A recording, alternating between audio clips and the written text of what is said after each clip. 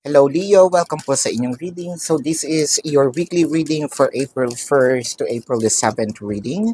Para po sa mga bago, don't forget to click the subscribe button, smash the like button, comment below kung kayo po yung nakaka-resonate, and hit the notification bell. Kung gusto niyo pong sumali sa ating live sessions, dun po yung sa ating kabilang channel, that is Babaylan TV. No? I want you to know that this is a general reading.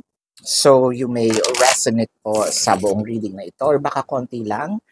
Take what's only yours. Leo, madami tayong dapat i-celebrate, no?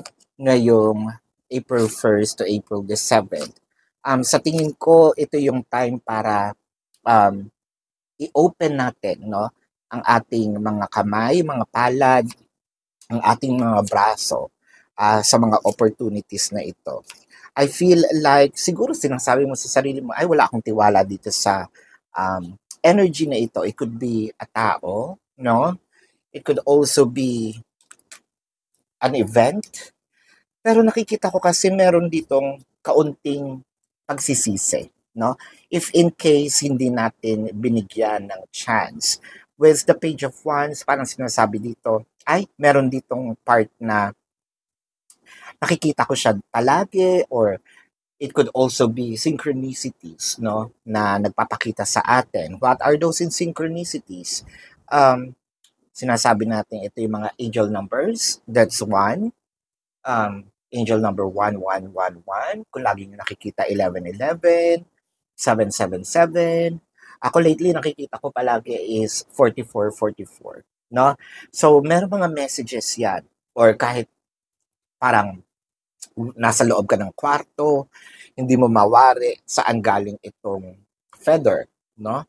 Balahibo ng balahibo pa tawag doon. Doon sa yung sa manok, no, sa ibon, feather.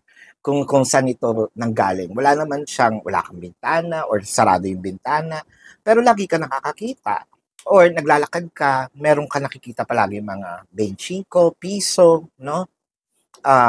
Pera, no? Kailangan we need to listen to those synchronicities and understand what's their meaning, no? With the King of Wands, I think that this is the time for you to consult. Huwag tayong magdidesisyon ng, lalo na pag hindi natin alam, wala tayong idea sa mga nangyayari, no? When it comes to finances and wealth, siguro, ito din yung time na kung meron manghihiram, we need to investigate, no? Meron ba siyang kakayahang magbayad? First, maganda ba ang kanyang track record? No? Second, third, pwede nating, kung kakilala natin, no, magtanong-tanong kung saan siya nakahiram na ba, anong klaseng pagkatao, no? Of course, we need to consider a lot of things, hindi lang dahil kakilala or kaibigan, no? Syempre, at the end of the day, pera pinag-uusapan. When it comes to wealth, I think na parang may magbibigay sa inyo ng opportunity and then sasabihin nyo, ay, nako, well, that will I understand dahil sa dami ng scams ngayon, no? Diyos ko, video na nga lang, ini-scam pa, lalo na sa TikTok. Oh my God, yung mga video ko nagkalat. Ang daming Babaylan TV doon. Hindi naman ako yon. So, isa lang ang Babaylan TV doon. I'm reporting it kasi hindi nga, katulad nga din ng mga content creators doon, hindi nga na pinapakinggan, no? So, nagkalat ang mga fake accounts. Either way, ang nakita natin dito, kailangan nating i-consider din. Siyempre, that's understood kung pinoprotektahan mo yung sarili mo. Pero, there are times that meron tayong mga limitations and rules probably na siguro kailangan natin palagpasin, no? When it comes to relationship, ang nakikita natin dito, baka kasi meron na nagsasorry na, no? Or meron na nag-a-approach doon sa mga singles, mga crushes, no labels, ina-approach na sa inyo yung abundance na yan. Parang sinasabi, ay naku, uulitin mo lang naman uli, no? Yung mga nagawa mo dati. So, parang nawala ng tiwala. The Two of Swords, the Queen of Pentacles, the Nine of Wands, the Knight of Wands, and the Ace of Pentacles. So chances are, hindi natin kukunin. With the High Priestess and the Knight of Swords.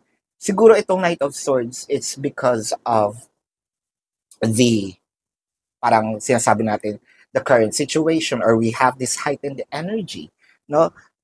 Sabihin natin na kasi mataas pa yung energy na, or naaalala mo pa, no? Na itong taong 'to may ginawa sa akin, sinaktan niya ako, nagsinungaling sa akin, well, that's understandable.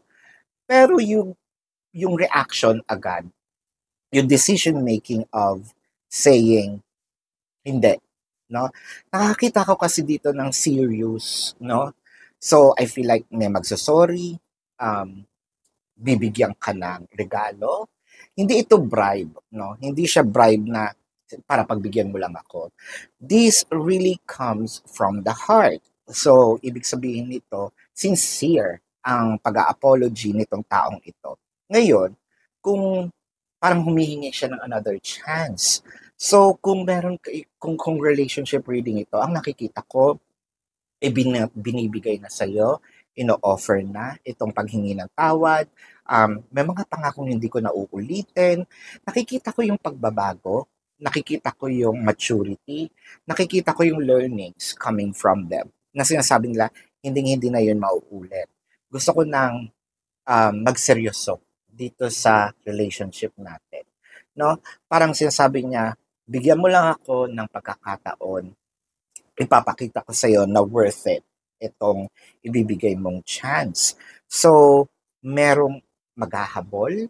Yeah, we can say it maghahabol, Leo, para lang ibigay mo yung kapatawaran sa kanya. No? So, this is what I am seeing in this reading. Ngayon, nakakakita din ako when it comes to the career, no, and sa job, baka kasi meron nang nag-offer sa inyo, nag-aalok na ng either trabaho, nag-aalok na ng lika ipapasok kita dito, ayaw mo. Siguro kasi naliliitan ka sa sahod, but I'm feeling na merong opportunity doon. Siguro yes, mag-start tayo ng maliit, pero nakakita ko ng positions eh.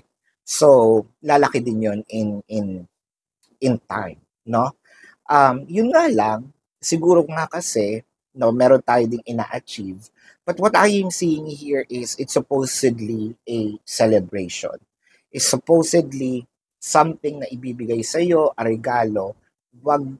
Kailangan lang natin maging bukas, no, sa mga mangyayari itong linggong ito.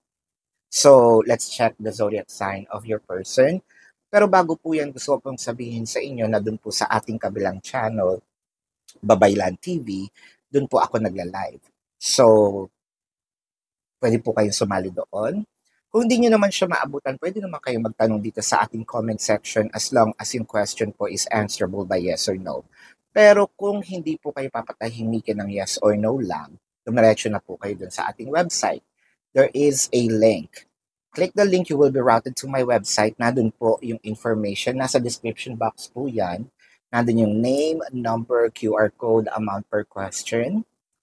Take advantage of the 4 questions plus 1 dahil po ito ay discounted na. And if you want to book a private reading, nandun din po siya. Or sumali kayo dun sa Facebook, no? Dahil sa Facebook po, nandun po yung information, paano kayo ba nanalo ng reading. Pwede pa kayong humabol, April 1st ko po ito i-announce. Now, let's check the zodiac sign of your person. This can be their sun sign or a placement in their chart. I am seeing Sagittarius, Taurus, Leo, baka kapwa Leo ito, no? Virgo, Scorpio, Capricorn, Pisces. Ayan, so, yan, nasabi ko Taurus, Virgo, Capricorn. Yeah, this is your reading. Love and light to you. Namaste. See you po sa susunod na readings. Goodbye. You want the best of my heart, you just